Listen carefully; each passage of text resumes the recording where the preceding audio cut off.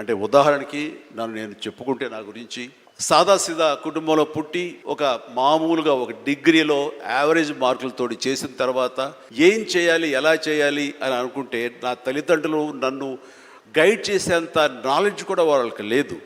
అలాంటి టైంలో నాకు అనిపించింది, నాకు చిన్నప్పటి నుంచి ఇంట్రెస్ట్ యాక్టింగ్. 10th క్లాస్ చదువుతున్నప్పుడు ఒక డ్రామా వేశాను, బెస్ట్ యాక్టర్ వచ్చింది. కాలేజ్ డేస్లో ఇంకో డ్రామా వేశాను, అది బెస్ట్ యాక్టర్ వచ్చింది. అది documented, it's that full proof.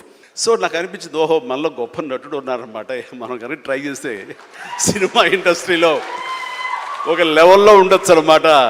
ఎందుకు వెళ్ళకూడదు మనం సినిమా ఇండస్ట్రీకి అని అనగానే ఎవరితో మాట్లాడినా సరే, సినిమా ఇండస్ట్రీ తక్కువ అనుకుంటున్నావా, నీకు తెలిసిన వాళ్ళు ఉన్నారా, నువ్వు వెళ్ళగానే పెద్ద గొప్ప అందగాడివా, నేను వెల్కమ్ చేసేస్తారా అంటూ అందరూ నెగిటివ్గానే అనేవాడు. అదే సహజం, ఎందుకంటే ఇండస్ట్రీకి వెళ్ళి పాడైపోయిన వాళ్ళు అధిక సంఖ్యలో కనబడుతున్నప్పుడు నేను ఎక్కడో లింగులు ఇటుకుమంటూ నర్సాపురం మొగల్తూరు ఆ ప్రాంతం నుంచి వెళితే కనుక ఎంకరేజ్ చేసే భలే ఉన్నారో వెళ్ళరా అనేవాళ్ళు ఎందుకు ఉంటారు.